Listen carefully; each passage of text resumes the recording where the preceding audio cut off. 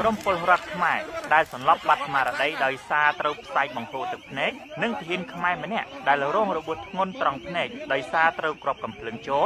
ត្រូវបានបញ្ជូនតាមរថយន្តសង្គ្រោះបន្ទាន់ទៅកាន់មន្ទីរពេទ្យបន្ទាប់ពីការបង្ក្រាបដោយហិង្សាពីក្រមយោធាថៃប្រដាប់ដោយអាវុធអមដោយប៉ូលីសថៃបង្ក្រាបបាតកម្មប្រដាប់ដោយខែលនិងដំបងសាហាវមែនតើសាហាវប្រសងខ្មែរយើងស្រែកតបានបាញ់ធ្លីពោះប្រសងប្រធានអង្គភិបនៃនាំពីរដ្ឋាភិបាលកម្ពុជាលោកប៉ែនបូណាបានលើកឡើងនៅក្នុងសន្និសីទសារព័ត៌មានថាក្រមទាហាននិងប៉ូលីសថៃបានប្រើក្របបែកផ្សែងបង្ហូរទឹកភ្នែកជំពាមបាញ់គ្រាប់ឃ្លីនិងគ្រាប់កាំភ្លើងជ័ររួមទាំងប្រើឧបករណ៍បំពងសម្លេងដែលធ្វើឲ្យប៉ះពាល់ត្រចៀកនិងខួរក្បាលដើម្បីបង្ក្រាបមកលើក្រមពលរដ្ឋខ្មែរនិងព្រះសង្ឃខ្មែរដែលបានលើកគ្នាតវ៉ារារាំងការបន្តរីបន្លាលុះរំលោភយកដីខ្មែរនៅភូមិព្រៃច័ន្ទលោកប៉ែនបូណាបានបន្តថាពលរដ្ឋនិងព្រះសង្ឃខ្មែររួមទាំងកងកម្លាំងចម្រុះខ្មែរដែលគ្មានអាវុធក្នុងដៃបានឈប់ទាំងពលរដ្ឋបានរងរបួសសរុប24នាក់ដោយសារការបង្ក្រាបពីក្រុមកងកម្លាំងប្រដាប់អាវុធរបស់ថៃលោកអំពាវនាវឲ្យភាគីថៃគោរពបទជបាញ់ដោះស្រាយបញ្ហាព្រំដែនដោយសន្តិវិធីស្របតាមច្បាប់អន្តរជាតិនិងការព្រមព្រៀងគ្នារវាងរដ្ឋាភិបាលទាំងពីរឡើងត្រឹមតែរយៈពេលខ្លីក្រោយពីក្រុមអ្នកសង្កេតការណ៍អន្តរកាល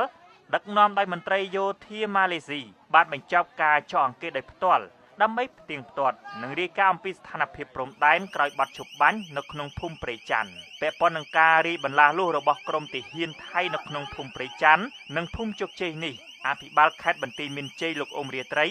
ក៏បានជួបពិភាក្សាជាមួយអភិបាលខេត្តស្រះកែវរបស់ថៃលោកផារិនយ៉ាពោធិស័តនៅព្រឹកថ្ងៃទី17ខែកញ្ញាអនុញ្ញាតឲ្យពលរដ្ឋខ្មែរអាចចូលទៅរស់នៅក្នុងផ្ទះសម្បែងនិងដីធ្លីរបស់ខ្លួនវិញរួមទាំងមិនត្រូវបញ្ជូនជនជាតិថៃចូលមកកាន់កាប់តំបន់ព្រំដែនដែលមិនទាន់ឯកភាពគ្នាជាដើមការលើកឡើងនេះស្របពេលដែលសារព័ត៌មានថៃខៅសុទ្ធបានចុះផ្សាយថាទាហានថៃគ្រងនឹងបណ្ដេញពលរដ្ឋខ្មែរចេញពីផ្ទះសម្បែង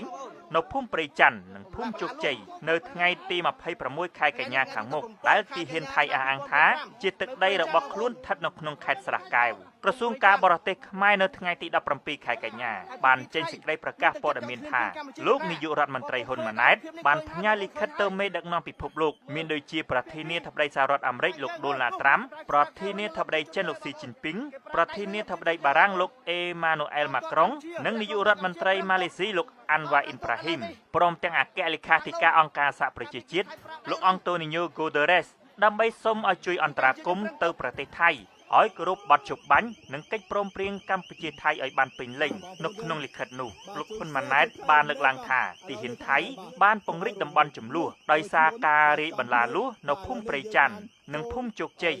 ហើយបានបណ្ដេញពលរដ្ឋខ្មែរចំនួន25គ្រួសារចេញពីផ្ទះសម្បែងរួមទាំងការគម្រាមបណ្ដេញពលរដ្ឋខ្មែររាប់រយគ្រួសារបន្ថែមទៀតនាពេលខាងមុខដ៏ខ្លីលោកហ៊ុនម៉ាណែតក៏បានបញ្ជាក់ទៀតថាទាហានថៃមានបំណងប្រើប្រាស់កម្លាំងដើម្បីដណ្ដើមយកទឹកដីខ្មែរចំនួន17ទីតាំងផ្សេងទៀតពីកម្ពុជាគឺចាប់ពីខេត្តពោធិ៍សាត់ដល់ខេត្តកោះកុង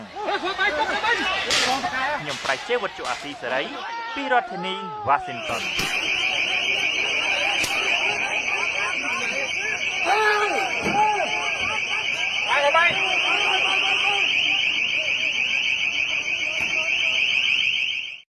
ចាខ្ញុំសូមអំពាវនាវទៅដល់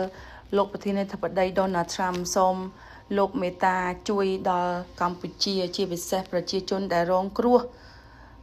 ដោយការឈ្លានពានរបស់សៀមម្ដងហើយម្ដងទៀតអត់ឈប់អត់ឈរសូមលោកមេត្តាជួយកម្ពុជាផង